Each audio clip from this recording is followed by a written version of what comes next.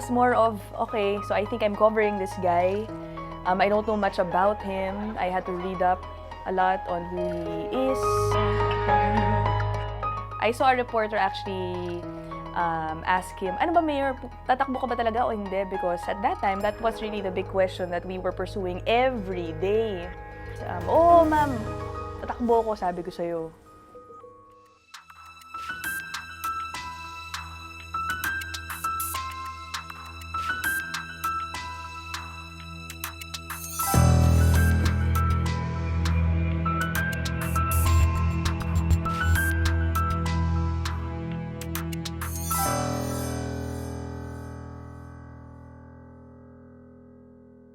Before the official campaign period, I was covering Mar Rojas primarily.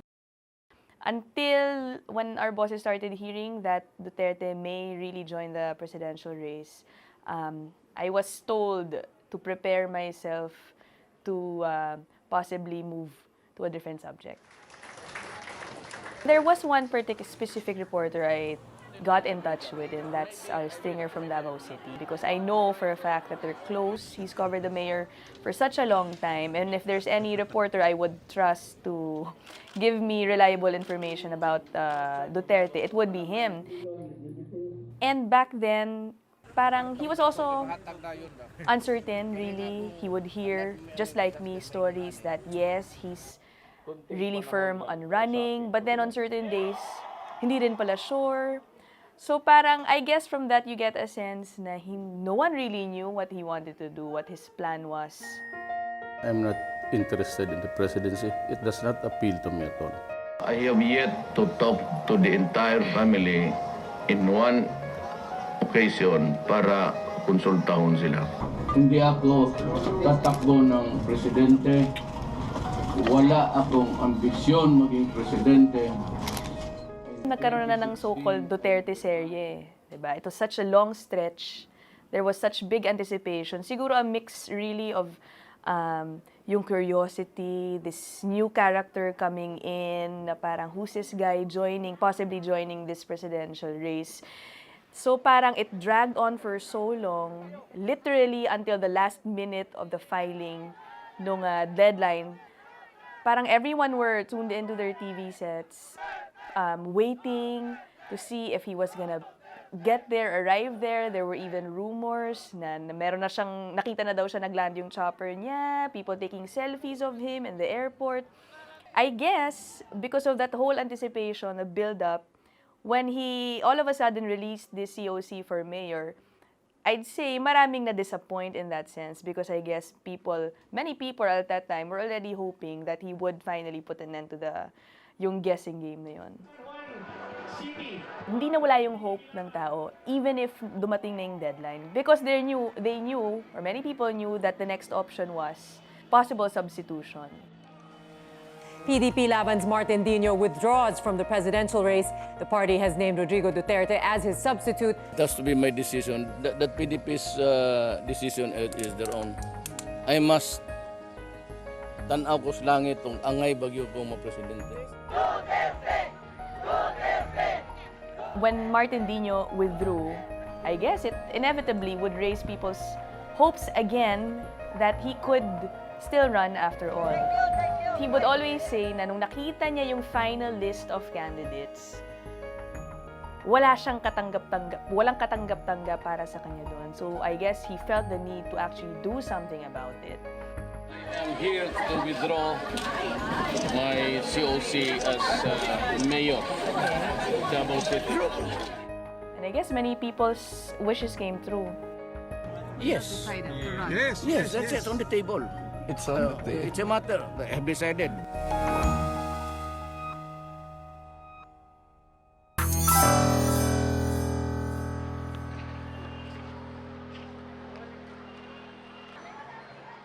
When you walk the streets of Davao, parang yung sense of pride talaga nila is there because many of the houses have posters on them. Many establishments, businesses, kahit sang kanto ka talaga makita. Yung parang kitang-kita mo na they're so proud of this mayor. karamihan sa kanila hindi naman talaga nami-meet pa si Mayor siguro, nakakausap ng one-on-one. Pero you'll be surprised with how they talk. It's really as if they know this guy very well. It somewhat unites them. You see their unity when they talk about their mayor, their longtime mayor. And that they're just confident that he'll do the same thing for the country if he wins. His whole political life has always been in Davao. But then when we get to the provinces, or even here in Metro Manila, parang magugulat ka that saan nanggaling tong lahat ng taon to. And you see them, they're so passionate, lalapitan talaga. They really have that sense of siguro curiosity about who this guy is, offering something, this change that I guess many people were wanting to see. Surprised ako in that sense because siguro it's not really his supporters but people really curious about this guy. Kasi at the forefront na makikita mo naman sa kanya pa rin yung character niya eh, di ba? Maloko, mapagmura. Siguro that's among the reasons din bakit dumudumog yung tao to see for themselves who this person is, and then maybe eventually, hopefully, get to know him more in depth. The presidential and vice presidential races are heating up weeks before the elections. The latest Pulse Asia survey shows Duterte with a clear lead in the race to Malacanang. Duterte overtakes Poe for first place with a 5 percentage point lead. Parang ang tagal niya bago nag-sink in sa akin that this guy really is or could really win this thing. Kasi he started out so low, di ba? Ranked 4th. And then back then, ang tunog or the popular one was Grace Poe. So when he started climbing the surveys, parang really? Is this happening talaga? Pero siguro he just didn't mind it because he would always say na sa tinagal-tagal daw niya na politiko sa dami ng eleksyon na sinalihan niya. He never really relies on those. Siguro na feel ko lang na talagang seryoso na to when more reporters started covering him kasi we started from a really small group of reporters lang. Parang before we knew it, wow, parang dami ng biglang interesado dito, including foreign media. Presidente, mag 5 minutes. Towards media, he's so accommodating. Kaya na-surprise ako when he suddenly had this whole thing about boycotting us. Kasi back then, even if he had tight security, siya pa yung makikipaghatakan sa amin. Hahatakin niya kami in the middle of that big ambush interview crowd na sobrang siksikan. Pag nakikita niya na kaming naiipit, siya pa yung hahatak sa amin para makalapit na sa kanya. Aawayin niya pa yung security niya na huwag kaming haharangin. So he was that accommodating.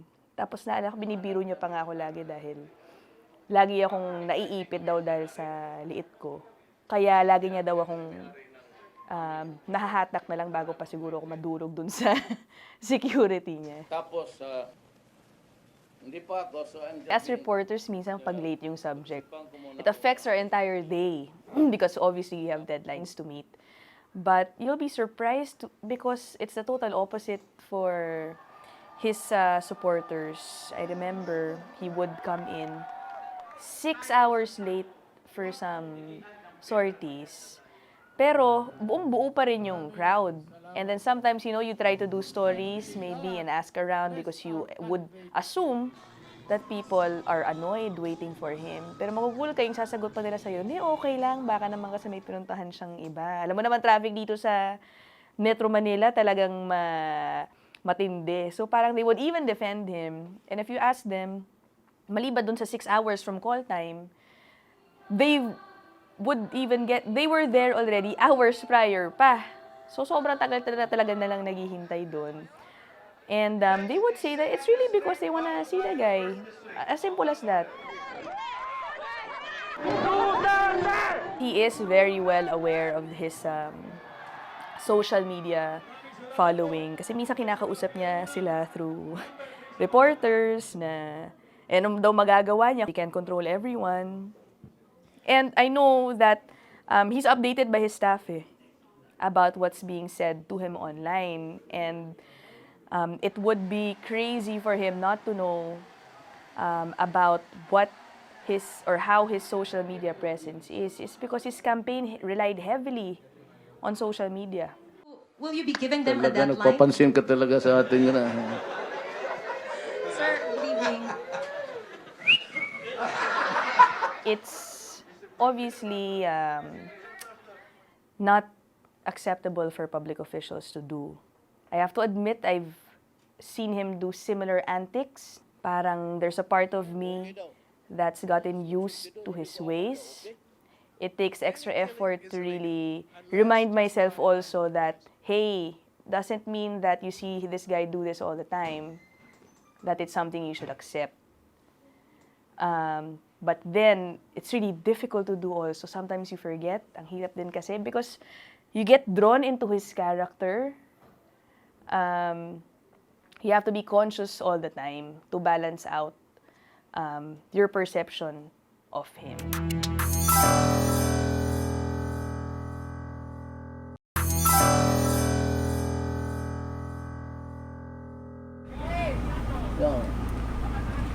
He's exactly the same on and off cam.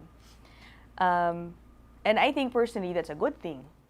But then, now that I think about it, hindi siya masyado mapagmura off-cam. Actually, mabait nga siya off-cam. He's very fatherly sa aming reporters, especially those na suki na niya, yung mga kilala na niya.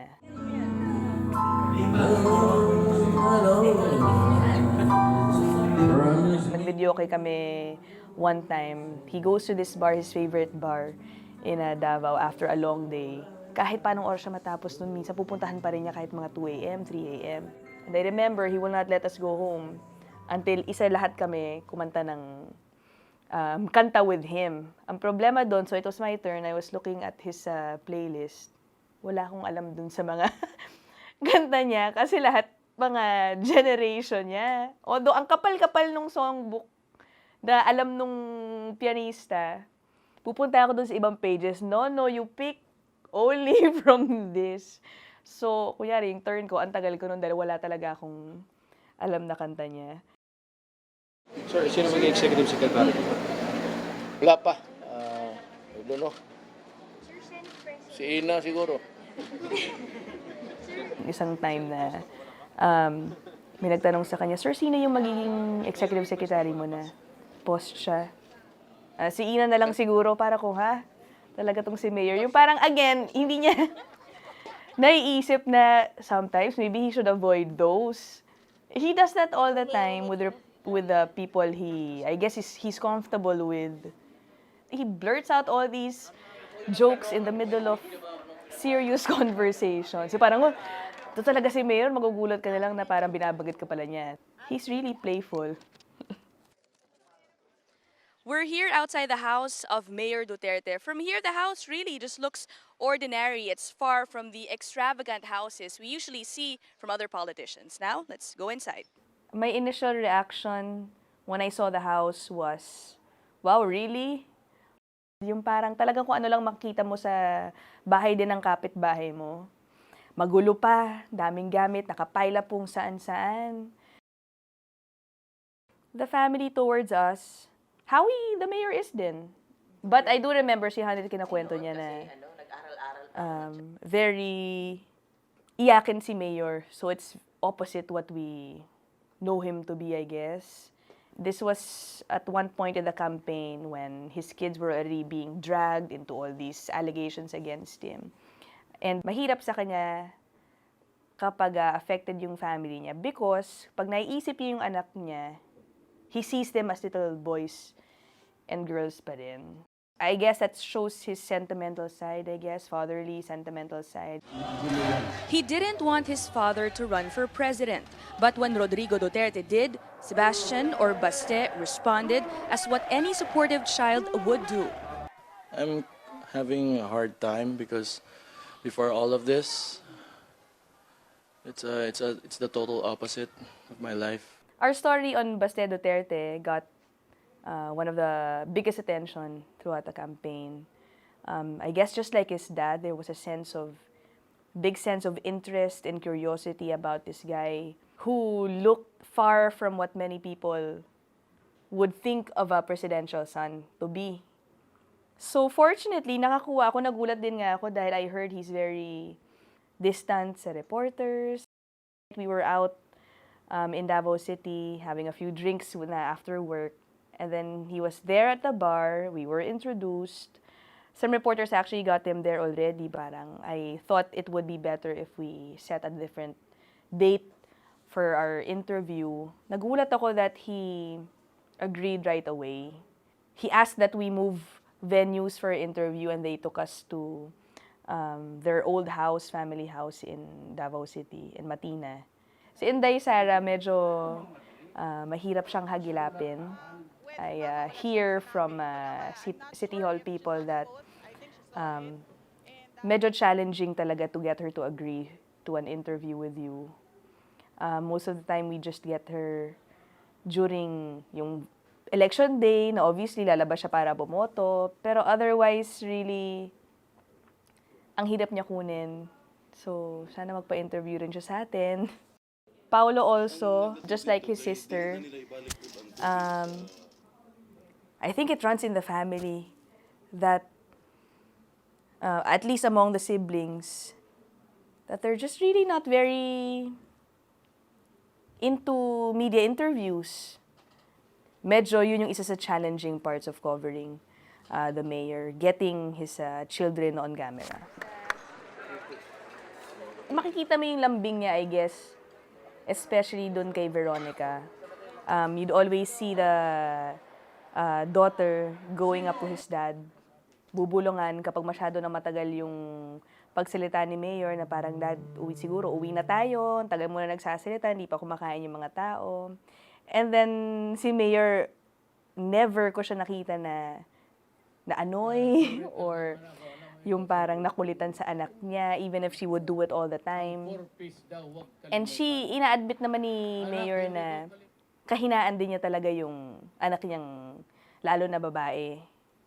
I guess that's a glimpse of the kind of father that he is. Beyond his toughness, posible na ganun din siya ka lambot, or his soft side is just as big.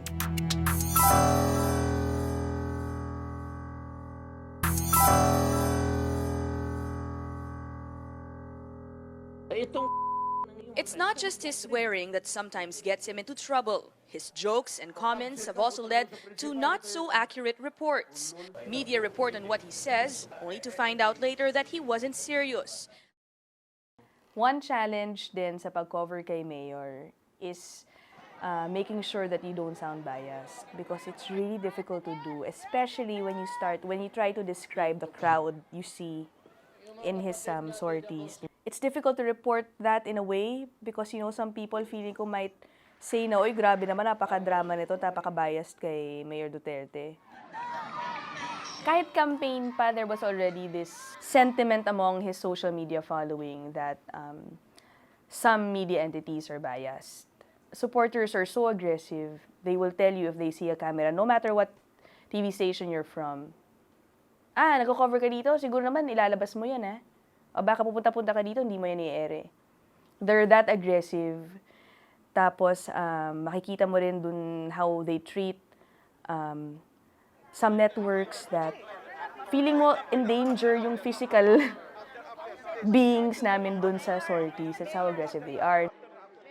I guess it's sad because one consequence of his statements would be having people doubt the media.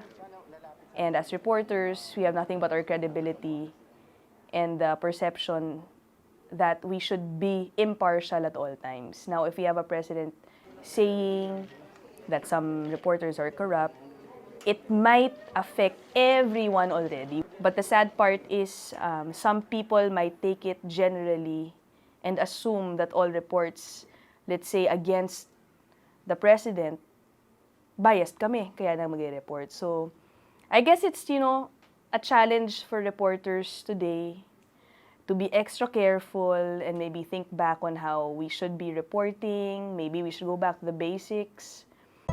Duterte is still leading the race. He is ranked number I one. hereby proclaim Rodrigo Roa Duterte as the duly elected president. Let us begin the healing now. Sabi nila yung a vote for Duterte is a protest vote. What made him win? There's a possible strategy, and on top of that, I think it's his clear messaging.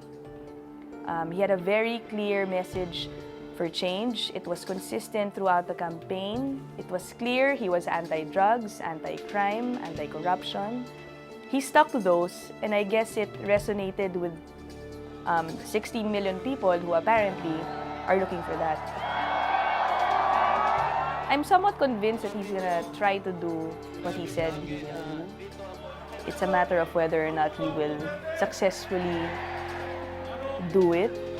Many people see him as, you're not your usual politician. Yung parang masisense mo that yung sense of hope ng people, marami talagang umaasa na gawin niya yung sinasabi niya.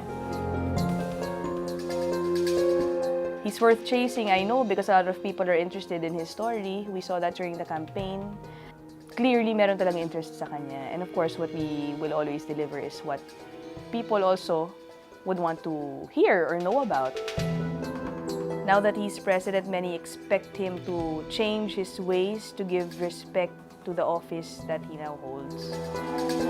I guess many people really are waiting for that, kung ano talaga siyang magiging once he's officially assumed his post. If I do end up covering him for the next 6 years, I'd use it to my advantage that I was there since day one. Pero I guess I'd be in a better position to actually compare and see yung mga sinasabi niya noon, and then kung ano yung na-deliver niya after 6 years, I'd always be willing to point that out for the people. 16 million people voted for him. It's not the majority, but he won. So we have to just see what he's gonna do. Many people definitely asked for it. He won the presidency.